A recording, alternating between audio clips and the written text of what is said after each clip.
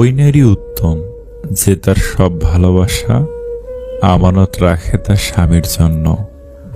প্রয়োজনের চেয়ে বেশি সঞ্চয় করেছি, তবে টাকা নয়, কিছু বাস্তব অভিজ্ঞতা।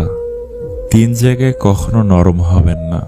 নাম্বার 1, সত্যি কথা বলতে। নাম্বার 2, পিতামাতাকে কেউ গালি দিলে। নাম্বার 3, নিজের স্ত্রীর ব্যাপারে। কাউকে ঠকাচ্ছেন? বাহ, ভালো, তবে এটা ভাববেন না সে বোকা।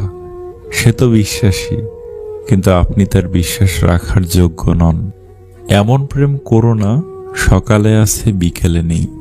এমন বন্ধুত্ব করো না সময়ের সাথে সাথে দূরে সরে যায়। এমন ভালোবেসো না যেখানে অভিনয় ছাড়া আর কিছু নেই। অবহেলা পেতে পেতে এক সময় মানুষ ভালোবাসা পাওয়ার আশা ছেড়ে দেয়। নিজের সবটুকু দিয়ে যাকে ভালোবাসবে, একদিন সেই তোমার সাথে কথা বলতে বিরক্ত বোধ করবে। এটাই বাস্তব। প্রত্যেকটা পরিচয়ের কোনো না কোনো কারণ আছে। কেউ আপনার জীবনে আসে পরীক্ষা নিতে, কেউ শেখায়, কেউ ব্যবহার করে, আর কেউ আপনার ভেতরে শ্রেষ্ঠটা বের করে আনে। দাওয়াত দিলেও এদের বাড়ি কখনো যাবেন না। নাম্বার 1, যে খাওয়ানোর পরে খোঁটা দেয়। নাম্বার 2, যে ব্যক্তি স্বার্থ নিয়ে চলে। নাম্বার 3, হঠাৎ পরিচয় হয়েছে এমন লোকের বাড়িতে। এক কাক এক টুকরো মাংস চুরি করে এক উঁচু গাছের ডালে গিয়ে বসল। মাংসের টুকরোটা তার 2 ঠোঁটের মাঝখানে ধরা। এই সময় এক শেয়াল তাকে দেখতে পেয়ে এক শয়তানি ফন্দি আটল। উদ্দেশ্য ওই মাংসের টুকরোটা হাতিয়ে নেওয়া। কাকের চেহারাটা কি সুন্দর।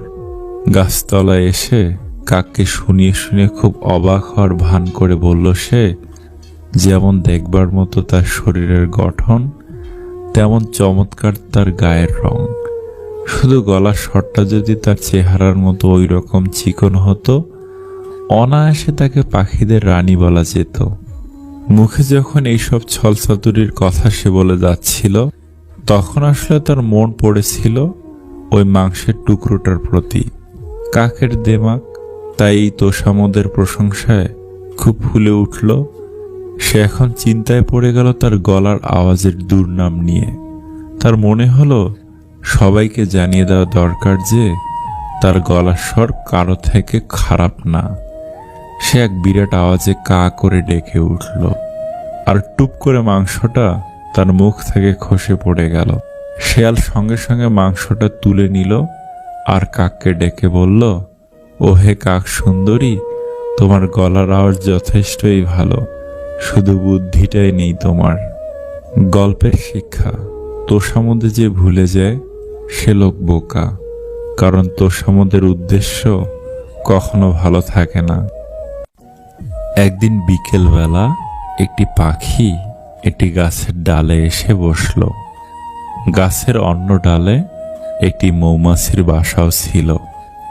সেদিক থেকে একটি ছোট্ট মৌমাছি পাখিটির সামনে দিয়ে উড়ে যাচ্ছিল। পাখিটি মৌমাছিটিকে ডেকে বলল, কেমন আছো মৌমাছি ভাই? মৌমাছিটি উত্তর দিল, ভালো, তুমি কেমন আছো?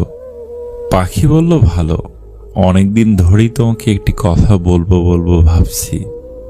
মৌমাছি জিজ্ঞেস করল, কি কথা পাখি ভাই? পাখিটি বলল, মধুর জন্য তুমি কত কঠোর পরিশ্রম করো, কিন্তু লোকজন তোমাকে না জানিয়েই তা নিয়ে যায়, এতে তোমার দুঃখ হয় না? মৌমাছিটি উত্তর দিল, না। পাখিটি অবাক হয়ে জিজ্ঞেস করল, কেন? হাসি মুখে মৌমাছি জবাব দিল, কারণ তারা কখনোই আমার মধু তৈরির শিল্পকে আমার কাছ থেকে চুরি করতে পারবে না। নিজের দৃষ্টিভঙ্গি সবসময় ইতিবাচক রাখুন। ছোট্ট মৌমাছির মতো হওয়ার চেষ্টা করুন। আকারে ছোট হলেও হৃদয়ের দিক থেকে